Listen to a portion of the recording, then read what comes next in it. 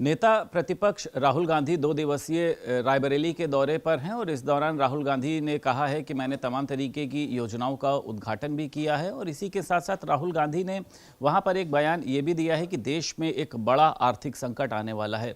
क्या है इस बयान के मायने? उत्तर प्रदेश सरकार में मंत्री दिनेश प्रताप सिंह हमारे साथ मौजूद हैं, आगाह कर रहे हैं। सर, राहुल गांधी रायबरेली पहुंचे हैं, लोगों से मिल भी रहे हैं, आप कैसे देखते हैं उनके इस बयान को?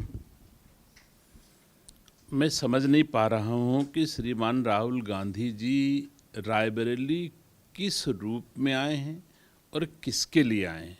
जितना मैं जानता हूँ, राहुल गांधी रायबरेली के सांसद के रूप में रायबरेली के संसदीय क्षेत्र की जनता से अगर मिलने आए हैं तो फिर रायबरेली की संसदीय क्षेत्र की जनता की कौन सी समस्या उन्होंने सुनी और उस समस्या के लिए लोकसभा में आवाज बनने की बात कही।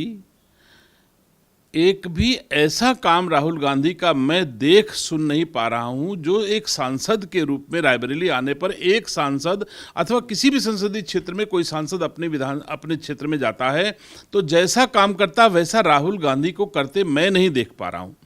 मुझे ऐसा प्रतीत होता है कि राहुल गांधी रायबरेली में आते हैं पिकनिक मनाने के लिए और उसके बाद वो मोदी जी और अडानी अंबानी पर चर्चा करते हैं। रायबरेली की जनता ने वोट दिया था अपने विकास के लिए, अपने सम्मान के लिए, अपने समस्याओं के निदान के लिए आपको चुना है और आप उस रायबरेली में आकर के अंबानी की बात करो, अडानी की बात करो, मोदी जी की बात करो। इसका मतलब आप रायबरेली की पावन भूमि को अपनी राजनीतिक रोटी सेकने का मैदान बना करके आप वहां खेलने आए हो। तो मैं समझता हूं ये रायबरेली आपकी राजनीतिक रोटी सेकने का मैदान नहीं हो सकता है जहां आप सिर्फ खेलने के लिए चले आते हो। रायबरेली की जनता आने वाले अवसर पर आपको अनुकूल जवाब देगी। आप जो भी राजनीतिक रोटियां सेकने आए हो रायबरेली के मैदान में, वो आपका मैदान नहीं है। दूसरे दलों के लोगों के कारण आपको मिली जीत आप अपने को रायबरेली का बड़ा खास बताते हो। आप मुझे बताओ, विधानसभा के चुनाव में आपके रायबरेली में अगर कांग्रेस से मुंह रायबरेली वासियों का था तो तुम्हारे कितने विधायक हैं? मुझे बताओ कितने जिला पंचायत सदस्य हो, जिला पंचायत अध्यक्ष हो, ब्लॉक प्रमुख हो, ग्राम प्रधान रायबरेली में कांग्रेस के हैं?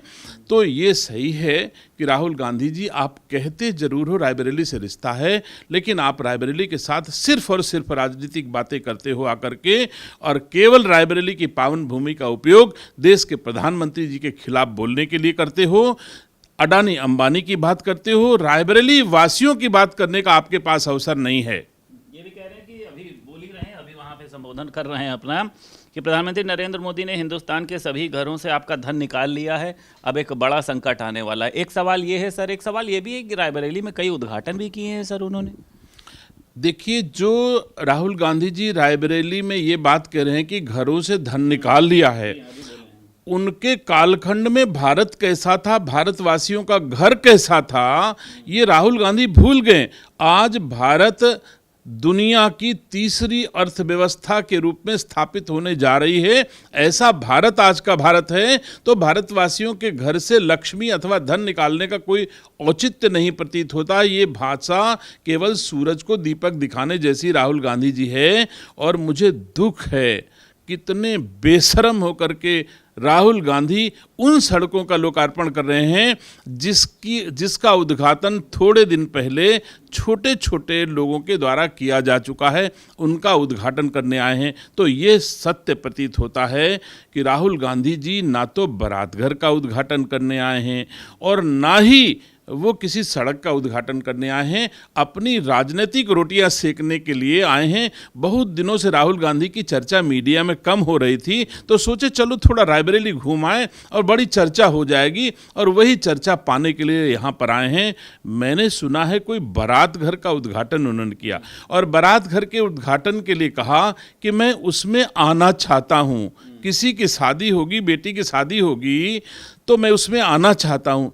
अरे बेईमान राहुल गांधी, तुम्हारी दादी, दादा, अम्मा, बहन कभी किसी बेटी की शादी में शामिल हुई हो, तब तो रायबरेली की जनता विश्वास करेगी कि तुम बेटी की शादी में आओगे। इतिहास साक्षी है, तुम्हारे कुल खानदान ने खाली वोट लिया है रायबरेली के बहन बेटियों का, लेकिन किसी बेटी को आशीर्वाद देने आज तक तुम्हारे 50 साल के जीवन में कोई नहीं आया। तो अब क्या उम्मीद करेगी रायबरेली की जनता कि तुम बेटियों को आशीर्वाद देने के रायबरेली के लिए आओगे? और तब जब आप हार चुके हो, जीते हो तो किसी दूसरे दल की बैसाखी पे जीते हो। रायबरेली के लोगों ने तुमको सांसद नहीं बनाया, अलायंस के लोगों ने मिलकर के आपको सांसद बनाया है। ये गलतफहमी तुम्हारे दिमाग से निकल जानी चाहिए। बस एक आखिरी सवाल है सर, कांग्रेस के कई वरिष्ठ नेता या ये कहा जा सकता है कि दलित नेता मायावती से मिलने पहुंचे थे, लेकिन वहां से उनको बैरंग जो है वो वापस लौटा दिया गया।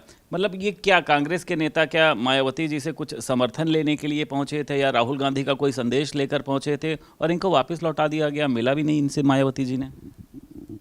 श्री राहुल गांधी और कांग्रेस पार्टी डूबता जहाज है। इस समय 2 विधायक हैं, अगले 2027 के चुनाव में ये भी शून्य होने जा रहे हैं।